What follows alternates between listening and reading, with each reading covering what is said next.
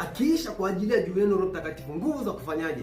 Nguvu za kutenda kazi, nguvu za kutembea hapa duniani. Maana amesema hivi, amewatuma kama kondoo katikati ya mbwa mwitu. Kama ikiwa ni hivyo, basi lazima tunahitaji nguvu ya kutuprotect, nguvu ya kushinda, na zaidi ya kushinda. Kushinda dhidi ya nani? Kushinda dhidi ya yule mwovu Shetani. Kwa sababu gani? Dunia hii yote inakaa katika yule mwovu Shetani. Kwa hiyo lazima tumepewa kushinda na zaidi ya kushinda. Yaani yeye ameshatangaza ushindi kabla ya mechi. Sasa wewe ni kujua kanuni za mechi inasemaje, ili tuweze kushinda na zaidi ya kushinda.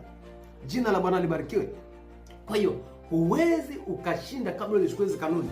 Wana wasikia wakapigwa wakaondoka kwa aibu. Ni mara ngapi unapoona watu wa Mungu wanaenda kufanya biashara, wanachukua hatua hizi na hizi, lakini hawafuati kanuni. Wana wa dunia kabla hawajafanya biashara yoyote, lazima watafute babu yao, lazima waende kwa mtu fulani na kwa mtu fulani, wakaulize, je, katika eneo hili nikifanya kazi hii itafanikiwa?